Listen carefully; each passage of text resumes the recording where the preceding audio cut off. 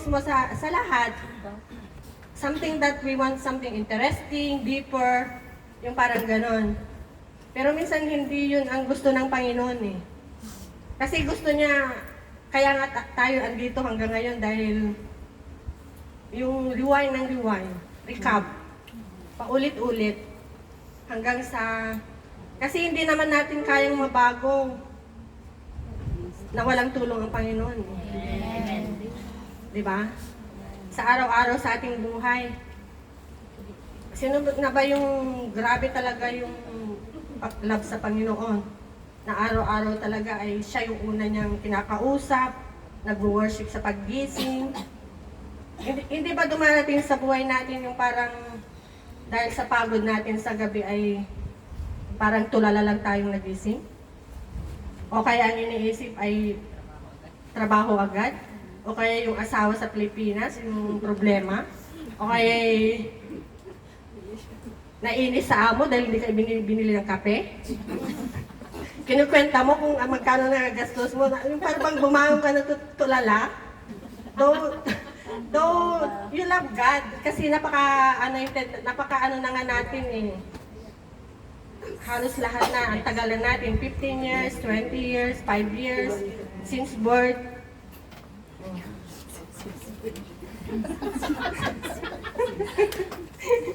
Oo, since birth. Yung iba. Ito lang, akala ko nga tapos na kanina yung preaching. Kasi sa pagkanta pa lang, nandun na kasi yung turok, yung isi-share ko eh. Yung we need to bless the Lord. Dito sa Psalm 103 verse 1 to 2. Kumbaga ito kasi yung gusto ng Panginoon na hindi ko na kasi kailangan yung mag-isip-isip, parang napakalalim eh. Kumbaga kung ano yung gusto talaga ng Panginoon na i-share mo, yun talaga yung susundin mo. So sa Psalm 103 verse 1 to 2, alam na natin yun, di ba? Amen. Alam na alam. Amen. Sa kanta pa lang, bless the Lord, oh my soul, yung parang ano, oh my soul, oh my soul. Ang ibig sabihin ng bless, pwede ba natin i-bless ang Panginoon? Is siya naman nagbi-bless sa atin? Siya yung nagbi-bless with favor sa atin. Pero tayo, ano bang gusto lang ng Panginoon? Bless means we kneel down. Yung ibig sabihin, we need to praise. Kailangan nating mag-kneel down. Means of humbleness, humility. So, kailan na ba yung huling lumuhod tayo sa Panginoon? Di ba? Nasa Bible yan, we need to kneel down to show our humbleness. Huwag ka munang tumawa. Alam ko masayahin itong ano to eh. Namimiss ko rin pag dito matawa yan eh. Kumbaga, nakikita niyo siya pag nag-guitar siya, yung punong-puno siya ng joy. Kasi ginagawa niya yun with all her heart, her mind, and soul. Diba? So nakikita mo talaga, hindi yung parang nag-gitara na to, na ano to, lumilipad yung isip, hindi mo alam kung sino yung ginigitarahan niya. Dali ah. Bless the Lord always. So, bakit ba kasi minsan ay parang napakahirap natin magpuri sa Panginoon na with all our heart and mind and soul? Ano ba yung problema? Ano ba yung pag-aralan muna natin ang ating anatomy kung paano tayo nilalang ng Panginoon. Di ba napaka-perfect yung pagkalalang niya sa atin? Excellent. Yung lagi yung sinasabi, from head to toe. Hindi niya inilagay yung tenga mo dito para pag uulan ay masagap yung tubig. So para hindi ko masyadong pahabain ito para huwag kayong sobrang tumawa. So gaya din ng body of Christ, merong head. So hindi makagalaw ang isang gawain kung di may yung lahat ng parts of our body, ganun din. May head pastor tayo, may bishop. So hindi pwedeng yung nasa mababa ay siya yung nag-iisip kung anong gagawin. Diba? So, tagalakad, yung tagabili ng bigas, yung gano'n. So lahat ay may silbi, may part. So, sabay natin, ano ba yung pinaka-center? our heart. So tulad ng sabi ko, galing ng pagkagawa ng ating Panginoon. Minsan pinag-uusapan nila, ano ba yung mas sinusunod? The mind or the heart? The heart. The heart. Both. Sa pag-ibig. Heart. Puso. Pinairal mo kasi ang puso mo, kaya ganyan na pala mo, yung mga ganon na kataga. Bulag na pag-ibig, ganon. Pusong bato, may kantang ganon. Pusong salawahan. Pero dito sa Bible, alam natin yung parable of the sower, di ba? Merong example si Jesus sa kanyang parable. Yung naghasik siya ng palay, ng seeds, yung farmer. So alam natin yon, yung una, yung binhi na inahigis ay napunta sa daanan, tinuka ng manok. So anong nangyari? So parang mga Kristiyano na nakinig ngayon, nakatingin sa akin ngayon, mamaya, nakalimutan, tanungin mo kung ano bang napag-aralan. Ayun, sagot. Ayun, tumawa ako. Ang naalala, yung nakakatawa, pusong bato. So yung ano naman, ano yung nahagis sa rocky heart, rocky, mabatong lugar. So yun ang mabatong puso. So ano nangyari? Tumubo naman. Pero nung sumikat yung araw, natuyo. Kasi hindi siya rooted. So ano yung pangatlo? Sa matinik na lugar, thorny heart. Yung mga mabatong puso, matinik na puso. Meron bang ganon? Dito wala. Pero ang ibig sabihin nito, sa mga persecution, sa mga nangyayari sa mundo, trials, nasakal. So nawala siya sa Panginoon. Yung napakinggan niya for many years, at the end, nawala. Bumalik siya sa dati, nasakal. Bumalik sa social media, kung ano-ano nang pinupost sa Facebook, worship leader dati, pero magtatakan ka na lang bakit gano'n na. So yung matabang lupa, tumubo, nagbunga. Yun tayo. Amen. Nandito tayo ngayon nakikinig, and we are worshiping the Lord with all our heart, with our soul and mind. So ang puso natin, we need to guard always. Kasi paano nga naman tayo makapagpuri sa Panginoon kung yung puso natin ay punong-puno ng pain, ng envy, galit, bitterness. Kaya nga tayo nasa deliverance, di ba? Alam nyo ba na our ear is the windows of our heart? Yung mga paborito nating napapakinggan, alam ba, mahilig tayo sa mga marites.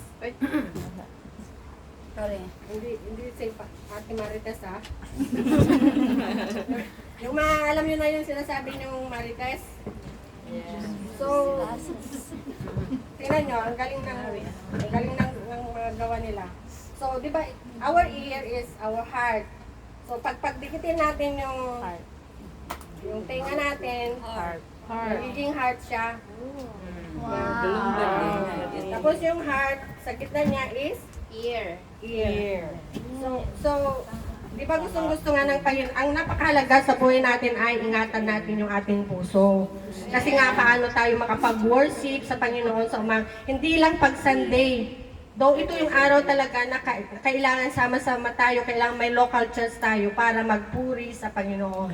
So, dapat excited tayo lagi. Excited na kantahan ang umawit sa Panginoon, hindi yung umiiyak na yung song leader, grabe nagluhod-luhod na. Tayo naman ay scroll sa ating Facebook, nag-order ng taubaw, kung ano-ano. So, maging realistic tayo. Wala nang perfect dito. Amen. Amen? Amen. Kaya na tayo dito para itong Psalm 103 verse 1 to 2 is a powerful reminder na dapat ang gusto ng Panginoon, papurihan natin siya, worship Him, yun lang naman ang hinihiling niya sa atin with all our heart, soul, and mind. So, hindi yung kumakanta ka lang na wala naman. They honor me with their lips, but their heart are far from me, di ba sabi ng Panginoon? At ang sabi din ni Jesus, love your God with all your heart, your mind, and soul, and with all your strength. So kasama din yung physical natin na kaya nga kailangan din natin gumalaw. Hindi yung taga-upo lang, na tinitingnan yung mga grabing nagtutulong-tulong.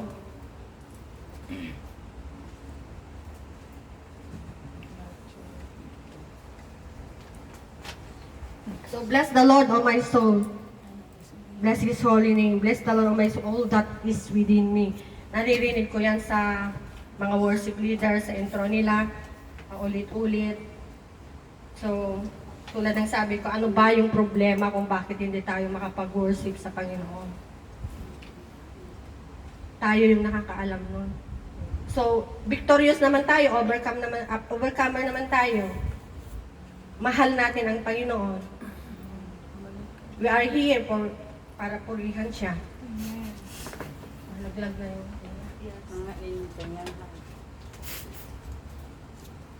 Yan.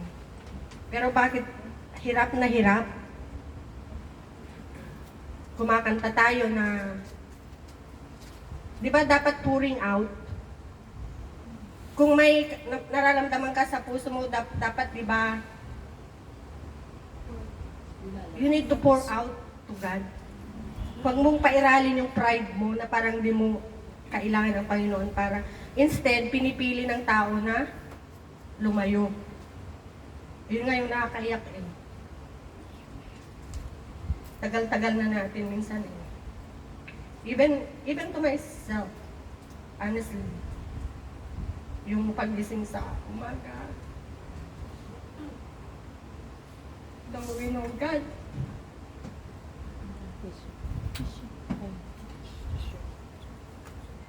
Ang pagpuri naman sa Panginoon, hindi kailangan, dahil sa trabaho natin, hindi naman kailangan na lakasan mo yung pagkanta eh. Kaya nga inaano ko yung heart, is from our innermost, from our soul, yung pwede mo with Him, pwede sa heart mo lang kumakanta, tinatawag ng Panginoon. Worship means, is not, though sa pagkanta talaga natin inaano yun dahil sa Songs of Song kay David, dahil actually ang ganda ng ginagawa ni David is sinusulat niya, bless the Lord, O my soul, bless His holy name. Siya yung nagsasalita. Pinapasalamatan niya ang Panginoon. Grateful. Yun naman ang kailangan ng isang Kristiyano, yung true worshiper. Maging grateful tayo. Kaya paggising, pag grateful yung heart natin, automatic yan yung maski simpleng word lang sa Panginoon. Nasa puso mo yan. Thank you, Lord. Buhay ka pa. Nagising ka. May trabaho ka. So, honestly, naiyak talaga ako. Dahil, minsan may mga nakakatabi ako, na-encounter ako, bakit ganun? They are here, but their heart is apart. Though alam nila yung gusto ng Panginoon sa kanila na magpuri, ang ganda ng mga songs natin, pero hindi sila nagko-concentrate. Ina-entertain nila yung mga negative thoughts nila. So, hayaan ba natin ganun tayo forever? Siyempre hindi, di ba? Dahil meron tayong goal.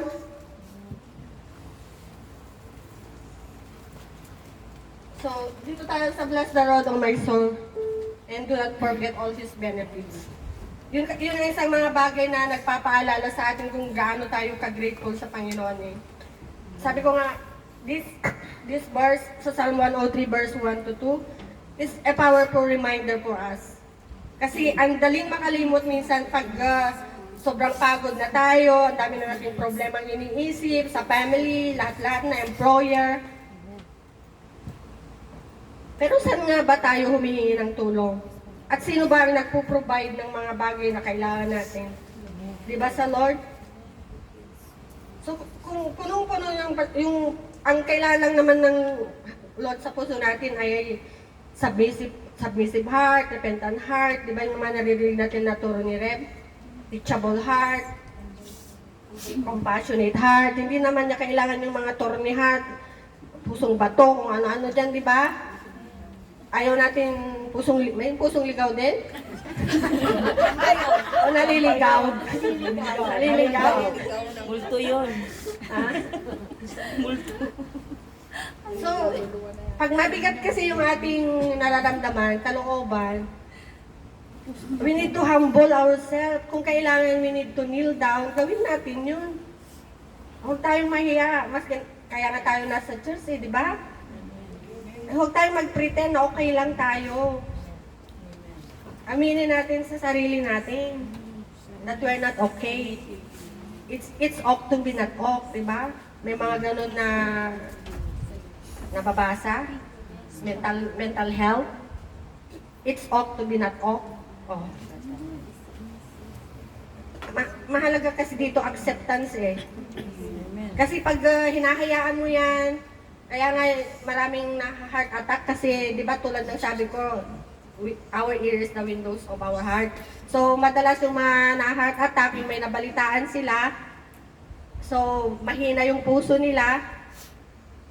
Yan. Ang iba naman, naiipon yung mga sakit ng loob. Hanggang sa yung puso ay punong-puno na ng mga kasakitan, sama ng loob, galit. So, anong nangyari sa puso mo? Sa puso natin. Puso natin. Pag nagtuturo si Reb, ayaw niya yung hindi mo isasama yung sarili mo pag nagtuturo ka. Tayo, atin, gano'n. So, marami tayong natututunan sa Zoom, di ba? Amen. So, minsan nabibless naman talaga ako sa mga naririnig kong patotoo tulad nung Thursday ba yun? Sa kung ano ba yung mga panalangin na hindi sinagot ng Panginoon, yung gano'n. So, napakarami tayong hinihingi na favor sa Panginoon, pero siyempre alam din naman niya yung kailangan natin at yung iba naman ay imperfect time, di ba, Teacher Bell? Yun ang narinig ko kay Teacher Bell na nasagot. Kung minsan yung panalangin mo na hindi mo na nakalimutan mo na ay bigla naman nasagot na pala na di mo namamalayan. Amen? So, minsan naman, depende kasi sa pinagpipray din natin if pure. Kung makakatulong ba sa atin or yung motives natin is not pure. So, hindi rin naman ibinibigay. Yung kakapahamak natin, magiging mataas yung pride natin. So, sometimes we're desiring na ma-promote din tayo pero hindi nangyayari kasi hindi pa oras. Meron pang binabago ang Lord sa atin. Kasi nga tulad ng sabi ko, ang heart natin napakahalaga to worship the Lord. Yung true worshiper. Hindi ganda sa boses, kundi yung willingness. Amen. Kasi kung titingnan natin yung kaaway, di ba, falling angel, di ba, worshiper siya ng Panginoon noon. Yes. Pero dahil sa pride niya, akala na siya na yung magaling. Minsan kasi akala natin okay na tayo dahil ang tagal natin Christian yung akala very anointed na tayo. Pero minsan din natin namamalayan dahil sa ganun na natin, doon pala tayo bumabagsak. Pero hindi naman ibig sabihin na wala na tayo, kasi marunong naman tayo mag-repent, di ba? So again, remember our humble beginning. Tingnan natin kung saan din tayo nagmula at magiging humble ulit tayo with humility. Kasi tulad ng laging sinasabi ni Reb, raw profile lang tayo Tulad ng ating church, itong plot natin, ito templo ng Panginoon natin. Hindi naman tayo naghahangad ng tulad ng ibang church na napakaganda talaga with so much instrument. Tapos yung mga worship leader, pag tinatanong ni Reb ay sino ba yung maganda yung boses dito? Wala naman magtataas ng kamay dahil wala naman talaga yung, kumbaga by the grace of God, na wala naman voice lesson na nangyari, na nag-aral ka ng, yung professional singer talaga na ma-amaze kapag narinig mong kumanta. Pero dahil sa may willingness ka and you are singing for the Lord with all your soul, nagkakaroon ng anointing. Ramdam na ramdam mo, naiiyak yung mga crowds. Amen? Parang kanina, bless na bless ako dito sa kaibigan ko. Lahat naman ng worship leader na minsan tinitingnan ko, bakit kaya laging umiiyak ito? Paano pa kaya makakanta ito? Ganun ako dati noon. Pero, kasi lagi kami noon nag-aaway ni Pastora Nora. Pero love na love namin ang isa't isa. So, minsan dahil sa mga ganun na nagsasakitan kayo, pareho kasi kaming walang boyfriend noon. Hanggang ngayon. Hanggang ngayon? So, ganun. Pero minsan pag nagkasakitan pa lang isang tao doon, nagmamature. Kasi kailangan mo kasing masaktan muna bago ka talagang mag-commit sa Panginoon. Kasi pag medyo pinaghiwalay na kayo,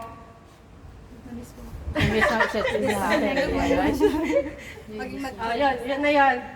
Salamat sa buhay na. So nakikita ko yung mga worshiper na maski wala silang sinasabi, yung bagsak na agad yung presence ng Panginoon, di ba?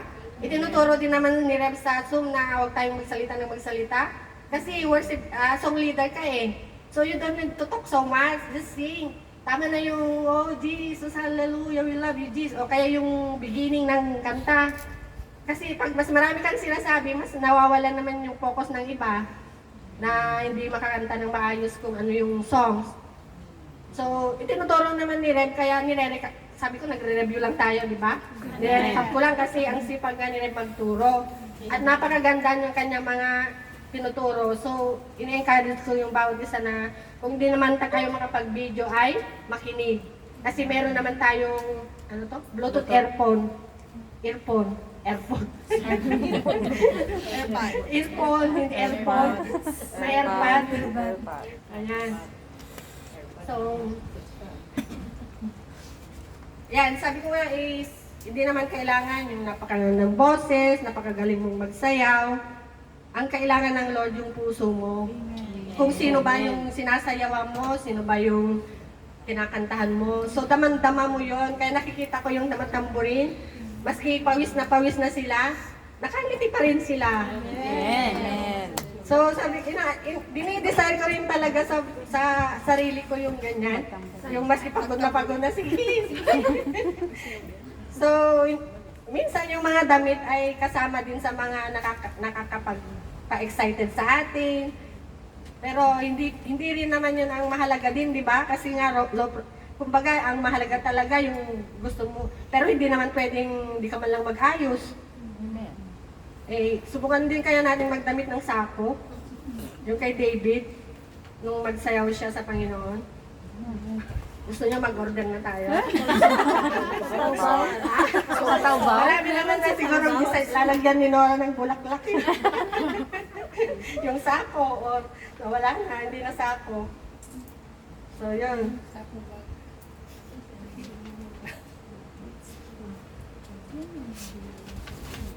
Dito tayo sa 2. Sabi ko nga, powerful reminders ng Panginoon, di ba? So, ano ba yung mga benefits na kailangan natin pagpasalamat sa Panginoon, na kailangan natin laging alalahanin para lagi tayong grateful. Na paggising pa lang sa umaga ay excited na tayo. Na hindi yung mga nakakapagpabigat sa kalooban natin yung iniisip, kundi yung positive. Yung excited magpunta pag Sunday, Monday pa lang inihanda na ang damit. Hindi naman masama yun. We need to dress up. So, maganda nga yun, lagi mong iniisip ang Panginoon Monday, naka-ready na yung susuot mo. Tuesday, naayos mo na yung bag mo. O, di ba? Di wala ka na makalimutan. Pagdating na yung Sunday. Di mo na alam kung ano yung susuot mo sa dami ng damit mo. Dapat meron kang ano talaga. Ayan. Yung ano mo yung benefits, grabe. Benefits Ano ba yung mga benefits na lagi nating alalahanin para to remember. forgiveness of sins? Tulad ng sabi ko, lahat naman tayo ay nagkakasala everyday. Sa isip pa lang natin, nagkakasala na tayo. Pero ang Diyos ay, meron na siyang kapatawaran na pinagkaloob sa akin na dapat nating alalahanin para laging grateful yung ano natin. So, dapat aminin mo na makasalanan ka. You need a humble heart. Ngayon naman kung wala kang pakialam sa sarili mo, wala ka man lang gustong baguhin sa sarili mo, do alam mo, nasa iyo naman yan. Kasi ang salvation naman ay individual. Hindi ka naman May lilo. mailigtas ng katabi mo. Tingnan mo nga yung katabi mo kung may kapayapaan. Mapayapa ba siya? Amen. Amen. Mapayapa yung mga anak ng Diyos dahil punong-puno ng pasasalamat. Punong-puno ng papuri sa Panginoon. Amen. Maski ano pang amo na binigay sa'yo, pagpasalamat mo yan. Amen. Hindi yung gaya ng iba na nung nasa Pilipinas, pag-pray mo nga ako magkaroon ng amo. Nung dumating sa Hong Kong at ang amo niya ay medyo napakabait, pag-pray mo nga ako, i-terminate na ako ng amo kong ito. Ano ba talaga gusto mo? Okay, Kung yung puso mo ay, actually, yung mga amo natin ginagamit din minsan para ma-develop tayo, i-change tayo. Imagine nyo, 24 years na ako sa amo ko. Pag naalala ko yung mga pinagdaanan ko, yung mga ugali ko noon, naintindihan ko yung amo kung bakit ganun noon sa akin. Di ba? Kasi, magagalit ba ang isang tao o ayaw ka kung maayos ka naman? Maayos naman yung trabaho mo? Hindi. May amo bang nagagalit? Meron din naman siguro, pero pag-pray mo na lang yun. Ang mahalaga, sumasahod ka. Oo. Kasi lahat naman ng amo ay may kanya-kanyang, parang tayo din may imperfection. Oh. So, ramdam ba natin sa ating mga puso na napapatawad tayo ng Panginoon? Amen. Every time na nagkakasala tayo, we are asking for forgiveness. So, ramdam natin, di ba? Amen. Tulad ngayon, kung may nagawa ka kanina na hindi ka nagkapag-worship ng maayos, accept to yourself. Iba yung ginagawa mo, o kaya yung isip mo lumilipad.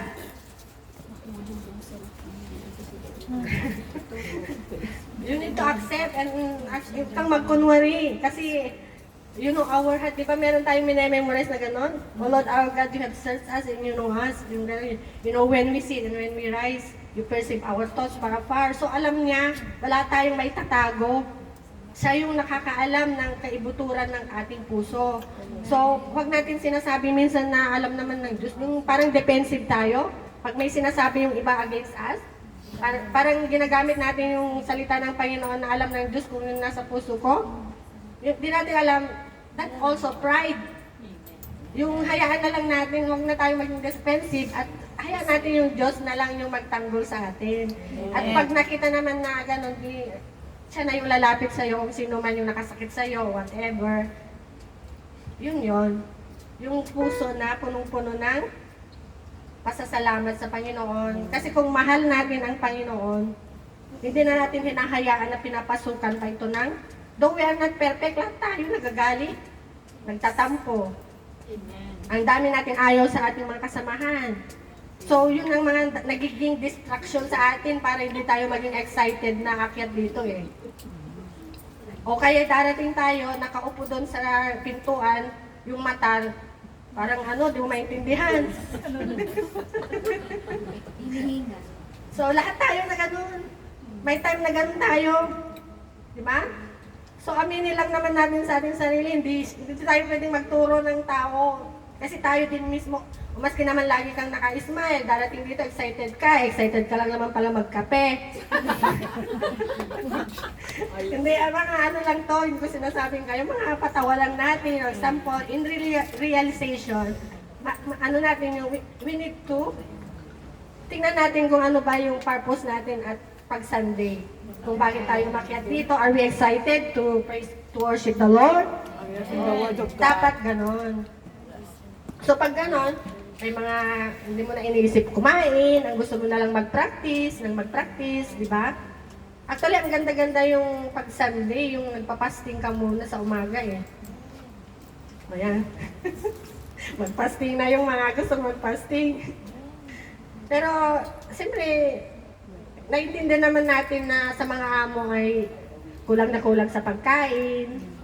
So, we understand lahat ng mga yan. Huwag naman nating parusahan yung sarili natin na hindi naman ganun ang gusto ng Panginoon. Physically, kailangan tayo, we are prepared. So, kumain muna tayo, lalo na pag-anniversary, para pagkakanta ka na sa harapan, sasayaw, huwag kang mahilo. So, wisdom, kailangan din yung ganun. Baka sabihin nyo, ina-encourage na kami mag-fasting. Eh, hindi naman kaya ng katawan mo. Ba't ka susunod sa akin? Ganun lang yun. Check. Yung i-check mo yung health mo kung kaya mo bang mag-fasting ng 1 month. Meron dati nag-fasting for ewan ko, 1 week na hindi, pati tubig hindi uminom. Nagtataka din ako that time, din sa dito dati, pastor, na bakit ganun yung bibig niya, yung parang dry na dry. So minsan siya din naman yung nagturo noon na sometimes we misunderstood kung ano talaga yung, kung paano ba yung prayer and fasting. Na hindi naman ganon. Kung ano yung kaya ng katawan mo. Kasi pinatawad na tayo ng Panginoon, di ba? Hindi na natin kailangan ipako ang katawan natin sa krus. Na para lang, dahil tulad ng mga ginagawa ng iba na hinampas-hampas, pag Semana Santa, hindi na ganun. Pinalaya na tayo ng pag... Asan na yung nilapit? Dito po. Ano nangyari? Number 2. Mag-alas 12 na. Number 2 pala. Number 2. Iba pa yan. Mabilis lang naman yun kasi nagre-review tayo. Healing and restoration. Pinagaling na tayo ng Panginoon sa ating mga sakit. Mga sakit-sakit, pinagaling na tayo. Spiritual. Yung sa faith natin. So, physical lang kasi itong katawan natin ay temporary. Ngayon, meron tayong ina-achieve yung eternal life. Na doon ay tinanggap na natin na wala na tayong sakit. Yung mga buhok natin ay hindi na kailangan kulayan. Yung mga pimples natin ay wala na, naglaho na, hindi na kailangan ng mga kung ano pampaganda kasi lahat tayo ay magaganda na. Amen. Wala na tayong sakit, magpuri na lang tayo sa Panginoon. Amen. So, yun yung dahilan kaya tayo nandito ngayon with all our heart, binibigay natin sa Panginoon. We are not hypocrite who honor God with just our lips. Amen. Kailangan from our innermost. Kasi yun ang gusto ng Panginoon. Gaya na ni David. Di ba si David? Ang dami rin naman niyang struggles na pinagdaanan. Mga pagsubok. At kailan ba na yung huling sa Bible about David? May sakit siya, di ba? But he is ready to die. Kasi alam naman niya na physical lang yon. Nasa buhay na pupuntahan niya sa kabilang buhay ay wala na siyang sakit, maayos na siya. So, ganun din tayo. Number 3. Deliverance from death. Yung hinango tayo ng Panginoon from the pit of despair. Yung mahinagpis natin, hinango na tayo ng Panginoon na nagpapakamatay sa yung dahilan kung bakit namamatay. Hindi physical yung fire natin. Nawawalan na tayo ng magpasalamat sa Panginoon. Yung natin, dead, patay na. Meron bang ganon? Na hindi na makapagpuri sa Panginoon dahil yung puso niya ay namatay na? Hindi na tumitibok sa Panginoon? Meron bang ganon? Sa iba na tumitibok? Number 4. Ground of love and compassion. So, lahat naman tayo ay naghahanap ng pag-ibig, di ba? Naghahanap tayo ng pag-ibig sa kapwa, sa asawa, sa employer, and compassion. Pero, ang pag-ibig na nakakalimutan natin is yung regalo ng Panginoon sa atin. Yung gift niya is love. So, huwag na tayo masyadong mapaghanap sa tao. Ang mahalaga, kilala mo yung sarili. Alam mo sa sarili mo na mahal ka ng Panginoon. Amen. So, minsan, pag may nagagawang kasalanan yung mga tao, they're asking mercy sa mga pulis kung huwag silang ibilanggo.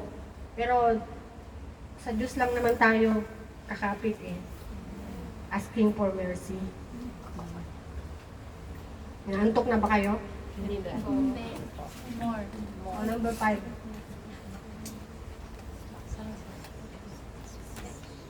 Satisfaction. Yung ibinibigay lahat naman ng Lord yung mga needs natin, mga pangailangan. Nagkukulang ba ang Panginoon sa atin? Sobra-sobra nga minsan yung mga blessings, di ba? So alam naman natin na sobra-sobra. Nakulang pa yung buhay natin, itong isang din na nga lang na magpuri tayo sa Panginoon. Parang ang layo pa ng puso natin, even we are here. So we need to check our heart. The condition of our heart. If we really a true worshiper, are we singing songs with God with all our heart? Or just our lips? We just want to impress people. Dahil maganda yung boses natin, kaya ang lakas-lakas. Na hindi naman kailangan lakasan. So, hindi ko naman binabawalan yung malakas ang boses. Ang ibig ko sabihin, if we sing to the Lord with all our soul, talagang yung you touch Him. You touch God. Kaya nga pa naluluha eh. Bakit naluluha tayo? Sa mga nagpapatutosa kung bakit lumuluha sila. Nagpapatutosa sila, why they are crying. Nakikita ko umiyak sila. Wala ba si Bambi? Bakit siya umiiyak? Siyempre, ramdam na ramdam niya yung habang binibigkas niya yung mga pagkukulang niya sa Panginoon. He can feel. Sinasabi nga yung with all her soul. So tayo din naman, di ba? Yung naalala mo pa lang ang Lord, naiyak ka na. Di ba mas maganda yun, yung paggising, yung naiyak ka para sa Panginoon? You have that compassion to the people around you? Hindi ka umiiyak for nonsense? Umiiyak ka dahil sa asawa mo, nagsisisi ka. Lagi na lang siya yung iniiyakan mo. Kung iyak mo yan sa Lord, mas magandang magiging bunga. Amen. Siya mismo ang babago sa mga taong iniiyakan natin. Amen? Amen. Para bang, minsan, napakasimpleng katuroan, but we usually forgot. Ang alam lang natin ay, sige, song leader ako ngayon. Kailangan, maganda yung boses ko, practice ng practice. Practice ng practice, memorado ang kanta.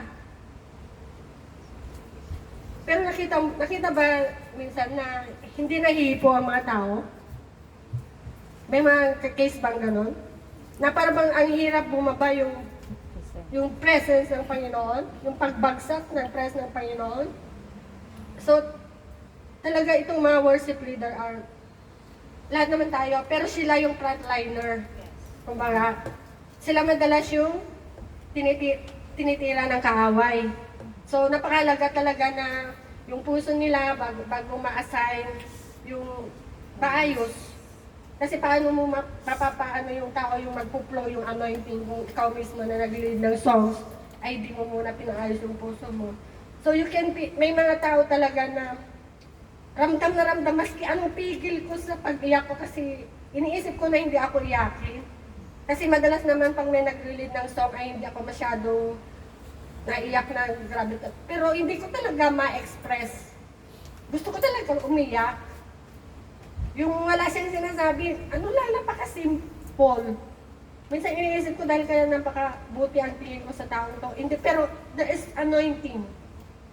You can feel the anointing. So, yun ang mga gusto natin, true worshiper. At yun din ang gusto ng Panginoon. Yung mga puso talaga na siya yung inaawitan, hindi mo na iniisip kung anong itsura mo. You are not concerned sa paligid mo, kung ano man ang tingin sa'yo, kung ang boses mo ay sintonado, though napakalaga na maayos din, kaya tayo nagpa-practice, di ba? Pero, Pastor Nora, dati ka na bang singer dati noon sa Pinas? Hindi rin anong song leader si Pastor Nora noon? Hindi rin nagtamburin, pero di ko alam kung paano nangyari minsan, pero nothing is impossible with God talaga, di ba?